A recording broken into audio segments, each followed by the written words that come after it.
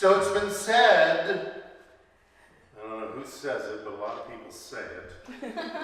The right use of the law will set us free, and through a wrong use of it, we may again be entangled in bondage. The right use of it versus the wrong use of it. Huh. I'm not sure about that. I read that, and I thought to myself, but wait a minute. There's not really a wrong use of the law. Because the law is not judgmental. The law doesn't care what you've required it to do. It just does it. So how could you use it wrong? Then I kept thinking, and I realized, no. Well, wait a minute. Taking from others, doing affirmative prayer, and in essence, taking from somebody else. I want that house. They may not be selling it, but I want it. So, universe, get to work. That's probably a wrong use of the law. But here's the better word. There's a dumb use of the law. We all do it. I do it. I don't intentionally do it like sit down and do a spiritual mind treatment and treat for something that's dumb. But I do it in the thoughts and feelings under those thoughts that I allow to keep reoccurring that don't do me any good. So fear and limitation and any sort of darkness that we are allowing and deciding is okay somehow to be in our life because it's constantly been in our lives. We allow those to keep coming up in our thoughts and feelings. That's a dumb use of the law. I don't mean the fleeting one. When you're kind of in the middle of something and you think, oh my gosh, this is going to be awful. Yeah, okay, that goes through your mind. It's what you do with that little fleeting thought. It's those thoughts we have almost every day, consciously and unconsciously. And we allow those thoughts, that gunk and junk from our lives, and we start repeating it. And as Ernest Holmes says, what we persist in recognizing, we persist in holding in place. So if we are consistently going, I'm no good, in some way, shape, or another, whether it's about relationships, your career, your bodily health, your creative life, your money. I'm no good at that, or some version of that, in your mind, over and over again, anytime you're faced with your checkbook, your spouse, your boss, the car, the weather. Every time that goes through your mind when you're in that situation and it goes over and over and over, it becomes a habit. And I'm not going to go into the scientific way of the synapses firing and creating this memory, because there's a scientific explanation of it as well. And you create this memory, and it just keeps sitting there, and it just spreads. We get confused a lot of what's going on. We start using these excuses. Well, everyone does that. My family thinks this way. My religion thinks this way. There's proof. There's proof of what I believe in from the past. Because my family never had money, so I won't. There's proof. I have proof. We say things like that. We think things like that. We use phrases like that to justify what's going on in our lives, even if we don't really want that in our life anymore. We hold on to feelings and resentments, and we hold on to some pleasures sometimes that turns into an addiction. And I'm not just talking about the heavy-duty ones, the alcohol, the drugs. I'm talking about the not-so-heavy-duty ones, at least seemingly the sugar. 10 cups of coffee, espresso. Maybe coffee's not as bad, but espresso. or those the energy shots. The Red Bull. I have a friend who drinks Red Bull, and then she'll go, why am I so tired now? Because, you know, there's a downside to that. But she keeps drinking those things. In the Science of Mind book, it says, if a man takes his images of thought only from his previous experiences, then he continues in the bondage which those previous experiences create. Eventually, we shall understand that all human bondage is an invention of ignorance. Anybody been ignorant lately? Yeah. Married the same guy that you just divorced a year ago? And I don't mean the same guy as the exact same guy that has the exact same driver's license, but, you know, if you went like this and didn't look, you go, oh my gosh, there's Stanley. I married Stanley again. He's a little taller, he's a little younger, but it's still Stanley. And that happens in all parts of our lives. There's a story from 1 Kings, and it talks about the prophet Elijah. He enters the gates of this town called Zarephath, and he asks this woman that is there for some water and a morsel of bread. And the woman told Elijah that she barely had enough flour and oil for herself and her son to have a meal, other than to give some to other people. She was saying, even now, as I make the meal that we're going to have today, we will probably face starvation and die. And Elijah said to her, he said, do not fear. Just go and do as I have said. And do as you have said. Make that luncheon, make that flour and oil together. But take apart just a teeny bit of cake of it.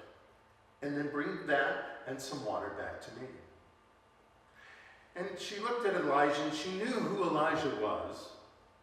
That he was a prophet, he was what they call a man of God back then. And she went home, and she did that.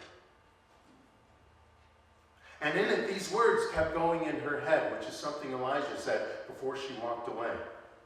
He said, the Lord will make sure the jar of meal will not be emptied and the jug of oil will not fail until the day that Lord sends rain on the earth.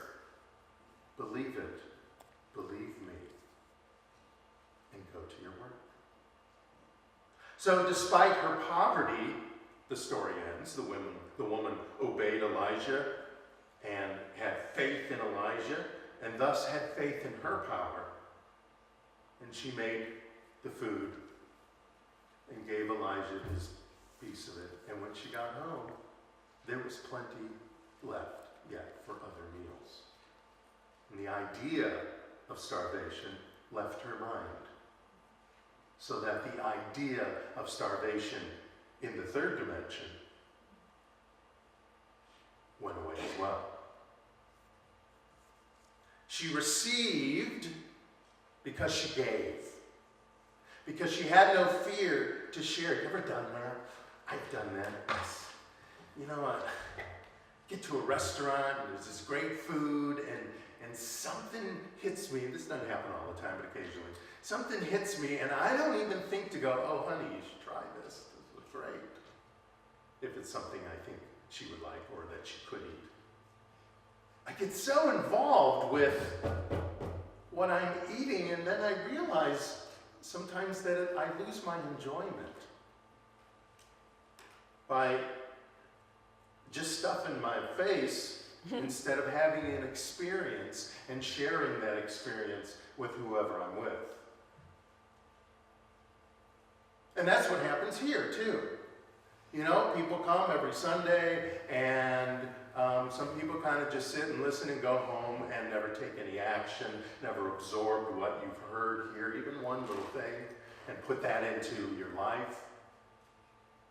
And in that way, you're not sharing your energy of love and inspiration and imagination and anything else that you've picked up here or that has sparked in you again. When you come back here, you need to share that. Now, you may not share that intentionally, but as you live it, it emanates through you. When you come back here, it is shared. And that's why when you come here, you feel the energy of this room. It's because of that. It's because people are sharing their love. People are sharing what they've learned. And of course, in part of the service, people are sharing their treasure as well. And that's an indication as well. When you share your treasure or your time or your talent to this community, you're emanating, you're putting into action everything that you learned here. Because you put it into your life. And as you put it into your life, you become more prosperous in all parts of your life. When we become an open channel for infinite good, we will experience that good in our own lives as it flows through us and then beyond to others. So what do I mean by an open channel for infinite good? So many people believe there's only so much that can go around. Most people believe that in finances. But some people believe that. Oh, well, you know, there's only so much money, there's only so much wheat, there's only so much food, No, that's a lie. If you were taught that, if you were taught anything, especially, it's a big thing in finances, if you were taught any of that there's not enough money to go around, that so-and-so's the billionaire, so now I can only be a thousandaire, that's a lie. It's a big fat lie. Because the source and substance of your supply is not your job. Is not your trust fund. Some trust funds aren't so big, so don't think trust fund when you think wealth. It's not your annuities. It's not the money you make off your rental properties. The source and substance of your supply is the divine intelligence, is the Big Bang, is that same energy, that same power that created the universe. That's why it's great at times to go to the Grand Canyon. If you've never been, go to the Grand Canyon. You cannot sit there and look into this big hole. Yes, mind you, it's a big hole. You can't go there and look at that and not be reminded of the power that's in you. Because it's the same power that dug that hole, so to speak. Now, I like to use the idea of, looking into your child's eyes or looking into your puppy's eyes. There's God. All that love, all that energy, all that love, that's the same energy that made everything. And it's the same energy, the same source and supply mechanism that will bring more of whatever more you want in your life. And not just money. Some people, it's peace of mind. Some people just can't get up in the morning and assume a fabulous day. They have to have their coffee. Can't talk to anybody before their coffee. Nothing against coffee. I don't drink coffee, but nothing against coffee. But really, do you want to live that way?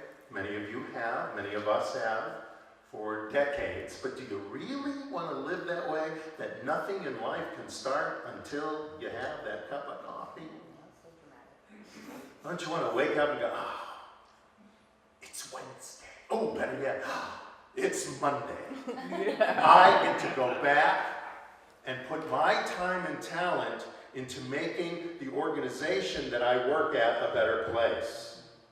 Not only in the product it sells or whatever it does, but in the people around me, because I spend 40 or more hours a week there. Why would I want it to be a lousy experience? That's a lot of hours to think and feel, even unknowingly, that life sucks.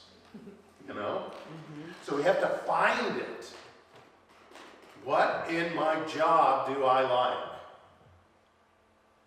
And grab onto that. And go into, especially Monday mornings, with the perspective of that being.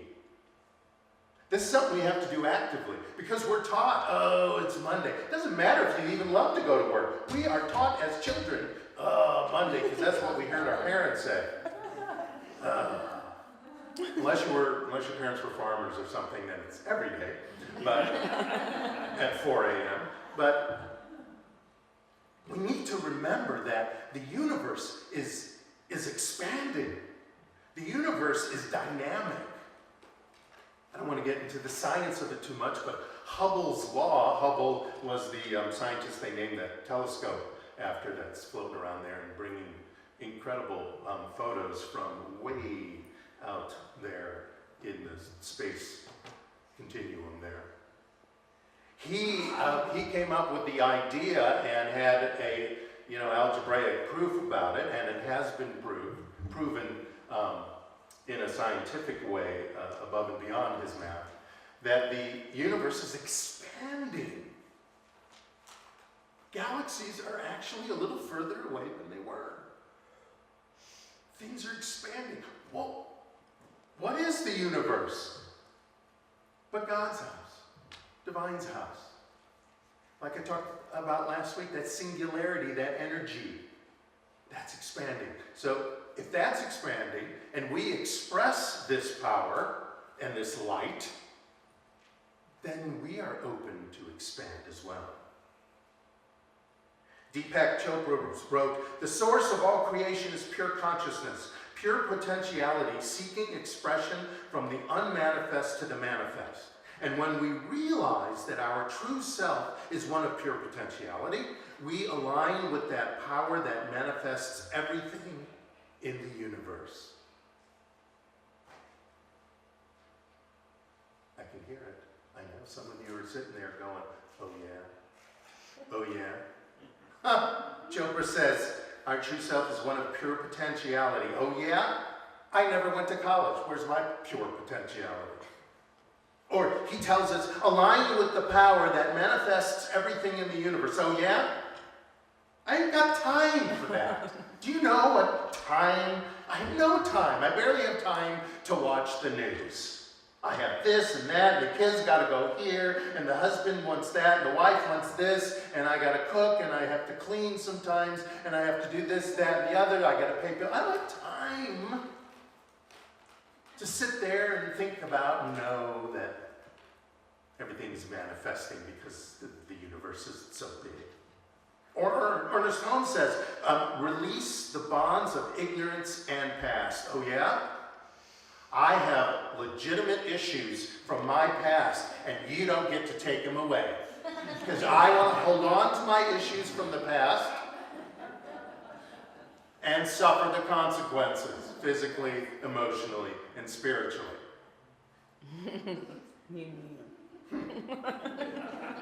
Eric Butterworth, he wrote a fabulous book called Spiritual Economics. He tells us, establish ourselves in the omnipresence of universal substance. Oh yeah? Has old Eric seen my bills? Who's going to pay them? God? Jean Houston teaches in her Unblocking Your Quantum Powers course to live in the light, she says. Yeah, with my aches and pains, you try living it all. Any of this sounding familiar? Bills, aches and pains, past trauma, ageism, classism, ableism, not enoughism, time pressures. We all have something. All God's children got something. Pick one. You got one of them, probably. Because you believe it. Because you bought into it. This lack, this limitation. Limitation, limitation, limitation. All we do is limit ourselves so often in one part or more of our lives. Well, it's overbearing, some of you may say. It's overwhelming to try to get through. I can't afford to go to therapy. I can't afford to keep going to a practitioner all the time. Some of those are free Sundays here.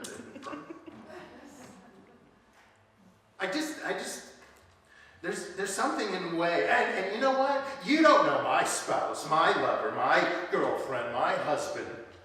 You don't know anything about them. They're all jerks. My dog is a jerk. My life's a living hell. You know, when a client comes to me and says something like that, I tell them, yes, it is a living hell. It sounds like a living hell that you're going through. This is usually for clients who come in over and over again with the same story. And you understand? We've all done this. I'm not judging them for doing that. We've all done this until they learn this. Me telling them, yes, your life is a living hell. Congratulations. You have shown the power of yourself. What? Some people get a little miffed by that. I'm supposed to be there to, be nice to them and say a prayer for them and stuff like that. No, I'm there to know the truth for you. And it doesn't just happen in me, it has to happen in you. And if you're coming into my office and saying the same story that we've already worked on over and over again, and I'm talking almost the exact same words, then you're not ready to be healed. And the idea that you came into my office is an indication of you being ready to be healed, but you need to now do it intentionally, not just because you like to sit in my office and feel like just because you went to this session, you've done your duty, your due diligence for what's going on in your life. No, you have to take a part. You have to take part of it. That's not just getting in the car and getting to my office. And that would happen to you in therapy too. Not that being in therapy for months and months and months is a negative thing. It's just, are you going forward? Is what he or she asking you or discussing with you not going in, like doing the affirmation every day this week? Why is your therapy session or your practitioner session, why are you not walking away and going, I'm healed, now I'm going to create the new habit? Using the affirmation, the tool your therapist might have given you, the feeling even of the spiritual mind treatment you received from the practitioner. You don't have to go and remember the words they said. The words don't mean as much as the feeling and belief behind it. So if you buy into the feeling and belief behind the spiritual mind treatment in your practitioner session, you've done action. And you might get a tool or two. Because especially if you go to a minister, they may do a little counseling. So yes, you want to take that tool and you want to take action. Life is an active and expanding experience, not a sit at home and just stare experience. It's active. Sometimes it's mental, sometimes it's physical, most times it's both.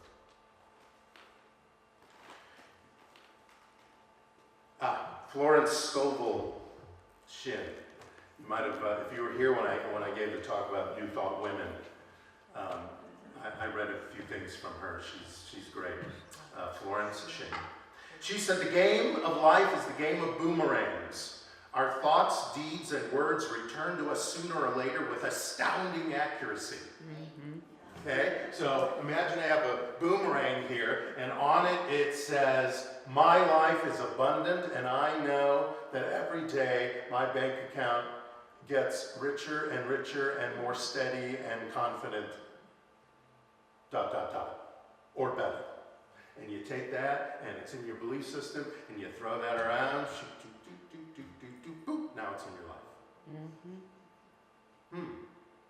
Something doesn't seem off. I'm only getting dollars. I know my life is worth more than $1, and you put your intention in there, and then $2 a week more. I'm liking this. And you build. You build. It's like planting an apple tree. You gather rich, fertile soil, you choose which kind of apple seed you want to plant, you give it lots of water and light, and eventually you have this big old apple tree. Your mind is the soil. Your thoughts are the seeds. Your action is the water. And your feelings and attention is the light or sun. Now, most people don't get what they want because they're trained to think that they don't want that. The lack of limitation stuff, we get trained. And some of the training doesn't come from our experience as much as, from our parents and schooling as much, but from our experience in habitually thinking that way, like I was saying. But just as weeds come up in your fertile soil without planning, so do negative thoughts sprout and grow. But then we get obsessed with that. They're going to show up. These dumb thoughts are going to show up. You just have to take a deep breath sometimes. They're going to show up because some of us, and you know who you are obsessed with drama. Some of us love drama.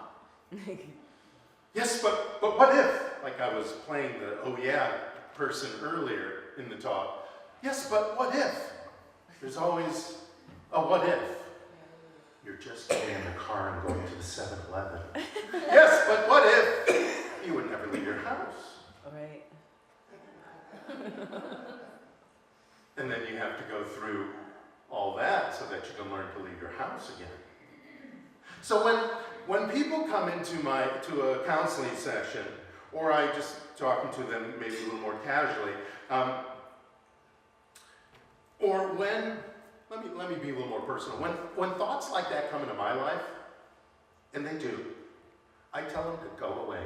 I tell them to get lost. I tell them, like you would say to a rabid dog, get out. Mm-hmm. Did you ever see that Bob Newhart skit? I don't know if it was on Comedy Central or if it was a Saturday Night Live skit, and he's playing a therapist, which he did on one of his sitcoms. And somebody comes in and starts telling her story, and there's this whole thing about how he charges, but you can go watch it, you can find it on YouTube, etc. Anyway, so she tells this whole horrible story, about she feels claustrophobic everywhere. Even in her house, she feels like she's trapped in a box. And he went, and then she's finished telling her story, and he leans over to the desk and he looks her straight in the eye and he says, "Stop it! Stop it!" And she's like, "What? And he's going, "Stop it!" And I think sometimes we have to do that for ourselves. Mm-hmm. It doesn't discount the hurt or the pain, especially something that was maybe traumatic and you're holding on to it a little bit. But it's a lesson for us to say stop it to ourselves. And those dumb thoughts that come through your mind, to tell them to shut up, to tell them to go away. Take control. They're your thoughts. Negate, some people say. The other thing that I want to tell you, the other tool I want to give you is sometimes we need to stop problem solving. You know what I mean by that? Mm-hmm. Something comes up and you're like, oh, let me think. Okay, first I'll do this. And, it's like a goal sheet. And again, all you need to do is start the car and drive it to 7-Eleven. You don't need a list. And we start problem solving. We start trying to figure out what we need to do. Yeah, in many instances, there is going to be a list of things we need to do in certain situations. Of course. But why don't you let the universe inform you? So my idea is to stop resisting, because what we resist will persist. And sit down and get quiet and listen. Like I've said before, if it's destructive stuff, when you sit down and listen, and you can call it meditation or whatever you want to call it, just sit and listen quietly. And if it's destructive thoughts going through your head, destructive ideas, it's probably your ego, it's probably your past, it's probably your junk running around. If it's constructive thoughts, and it comes calmly and easily, it's the divine knocking on your door, saying, hey, how about this? When we take a breath before we step out the door and go XYZ or do XYZ. fear, lack, and limitation, past traumas, unforgiveness that we might have for someone or something or ourselves especially. Shoulda, woulda, couldas, because we're at a certain age and we don't have X, Y, Z, and either we're supposed to have X, Y, Z, or we want X, Y, Z now in our lives, and most people don't have, or most people already have it by then. Another form of ageism, by the way. Any of those shoulda, woulda, couldas show up, you gotta just tell them to stop and go away. Sit down, stop problem solving, stop resisting, open your heart. Ernest Holmes said, how would we use this power that is near to us? Certainly we would have to use it in an intimate way. And we have to believe that the power exists, and we have to believe that it is done unto us as we believe. What is belief anyway? It's hard to say what belief is. But is it so hard to believe? We believe that tomorrow will come, yes? We believe that the sun will rise in the morning and set at night, yes? Sometimes we don't see the sun, seemingly, but we know it's risen, it's lighter out. We believe the grass will grow in most places, even sometimes when it's not watered, some sort of grass-ish stuff grows.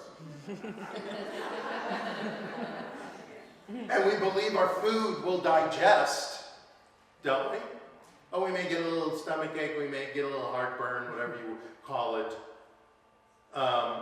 But that's usually because of our choice of food, not necessarily our bodies. Our bodies are only reacting to food. And mind you, I have eaten a few things that I look at and go, okay, I may suffer for this, and eat it anyway. Dumb decision, but we know that it will digest it eventually. And it will then nourish our bodies as much as a cupcake can nourish your body. So do you believe? Now this is a question. You don't have to answer out loud. It'd be kind of fun if you did. But do you believe all this? Do you believe? Now, here's the biggest question. Do you believe you have the power to manifest, co-create, demonstrate, proclaim, reveal, declare, whatever you want to call it, showcase the divine within and what you require in your life? Do you believe that you have control to do that? Yes. And I want you to know, and I want you to think about it, and I want you to ingest this and nourish your body, mind, and spirit with it. Do you believe it in all parts of your life? Right. If you don't, or if you hesitated to say yes, especially in this final question, then allow me to believe it for you. I want you to remember two things. Put your awareness, do you know what I mean by that? Put your awareness on what you want, not what you don't want. Yes, you don't want the cold, but you're not going to do treatment of, I don't want the cold. Cold, cold, go away. Come again another day. Because that's what will happen. Because the universe will say, oh, you don't want the cold? Okay, well, it's gone. Next day, oh, this is great. A week later, it did. The universe did what you required. It got rid of your cold. But that's not what you want, really. What you want is perfect health. What you want is an immune system that doesn't give you a cold once or twice a winter. So tell the universe that. Put your awareness, put your knowingness on what you want. Because Spirit can do for us only what it can do through us. So I want you to remember that. Something comes up or something is in and around your life a little too much and you don't want it there, and you're problem solving, you're trying to figure out what's going on, stop. Sit down. And if thoughts come into your head, tell them to take a hike. Stop it. Sit down. Be quiet. Take 10 minutes. That's all. 10 minutes. And listen. When those constructive thoughts come through, listen. Take heed. Then take action. If you dip into meditation, or if you dip into spiritual mind treatment that way, although I don't advise you to dip in, I advise you to dive into spiritual mind treatment, then allow that to happen. Stop resisting. Open your heart. Let the universe inform you. And then go out there and get your bounty. Yes. Namaste, everyone. Namaste. Woo!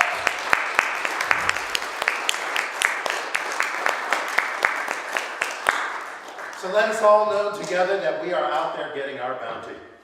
Because the bounty comes from the source and substance of our supply, which is the universe. The universe gives it. That same power that made all the planets, makes the sun shine so wonderfully on most days. That same power is bringing our bounty. Our job is so simple, really. Is to have thoughts and feelings that equal the bounty we require. What does it look like? What does it smell like? What does it taste like? This is what each and every one of us is stepping into and knowing and living in action and speech and perception. Not just within, but everything without us now looks differently. Because we know that the divine is the source and substance of our supply. And we know now to not resist it, to open each and every one of ourselves to it, with it, as it, through it, and for ourselves. Bring our bounty right now into our lives. Whether it's bounty in our bodily health, bounty in our pocketbook, bounty in all of our relationships, loving, respectful at work, at the store, at home, at play, at the club, all of those different relationships. We know that they grow and are abundant because God is the source and substance of my supply. And my supply is in every part of my life, my creative life, my health, my love, my relationships, my work, my bills, my money, my peace of mind now expands like the universe. It does so easily, joyously, openly.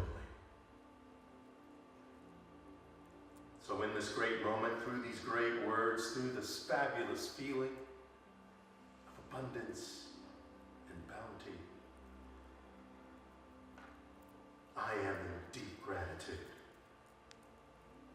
of my beingness, of our beingness in this powerful, powerful, joyous experience. And together we say, And so it is. All right, amen.